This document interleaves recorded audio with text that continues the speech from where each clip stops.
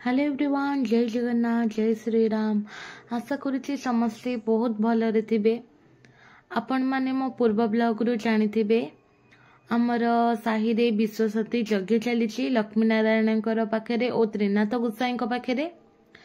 आज माणबसा गुरुवार मध्य सेकेंड पाली। मो बुधवार राति रे घरे चिता पकई नेतिली जेहेतु मामा यज्ञ रे कलश उठेइची तो व्यस्त टिके रहउची यज्ञ रे। सेथिपाई मो चिता पकई नेतिली घरे। आज विशेषत यज्ञ सेकेंड डे रे कौन कौन सब होला आसंतु देखिबा। जदि चिता भल न होइतिबो मते क्षमा करिवे। मो जेहेतु छोट पिला मो हाथ रे जहा भी हैला मो से करिची, मो भक्ति रे करिची।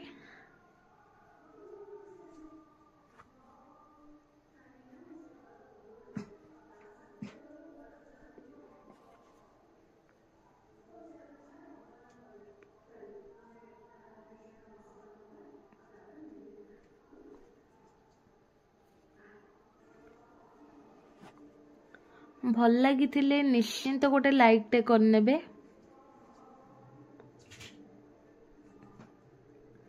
चिता सुखीनी भल भाबरे जेहेतु मु एबे पकेइची, जस्ट पकेइची।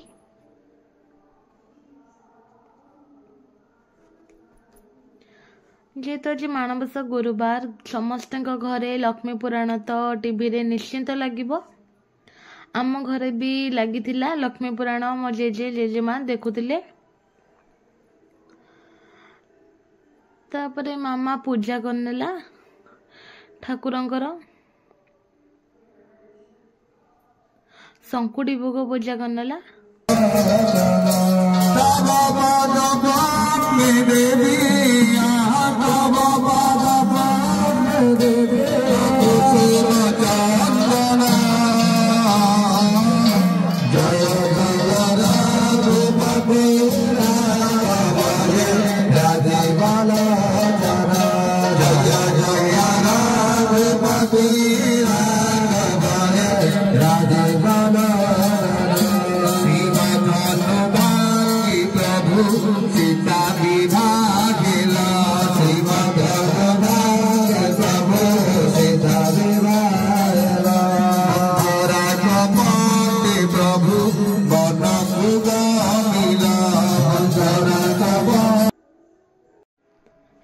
आमर जे मुख्य कर्ता अछंती तांकर पूजा होची।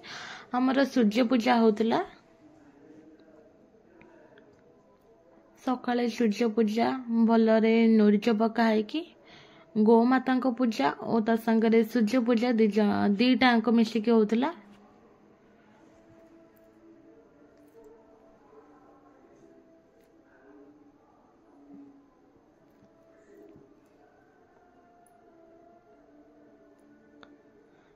मामा भाई सब फूल माटी नेले।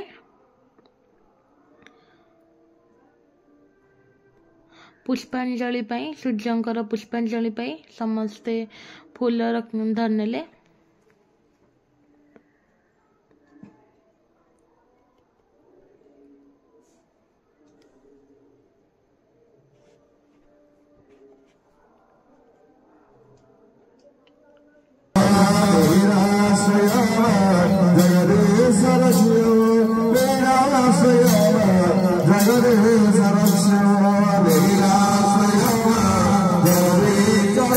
बाबा मामा सूर्य को पानी देले, गोमाता को मध्य।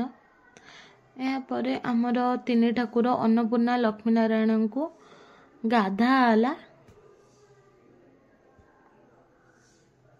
मंत्र पाठ हो कि गाधा आला।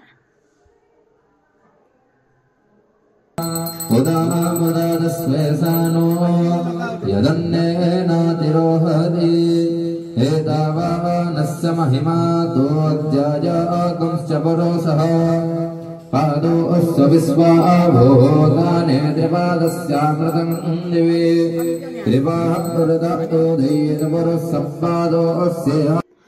तापरे मु टिके छात ऊपर को पळैथिली संध्या बेले। देखंतु आमर फूल उरा केते सुंदर लगुची। बहुत अधिक भी हो जाइए। गेंडू फूल ता संगे हरगौरा फूल बहुत सुंदर लगुला। बहुत ही अधिक फुल हो जाइतिला। तापरे सेतेबेले चारिआडर भी बहुत मस्त थिला। एटा हमर यज्ञ स्थान भलरे मते सजा सजी हेतिला। सूर्य अस्त होबाक आसलाणी। बहुत भल पवन होतिला मते शीत लागितिला। तापरे संध्या आरती मध्य होला। बहुत आडंबर सह आरती होला।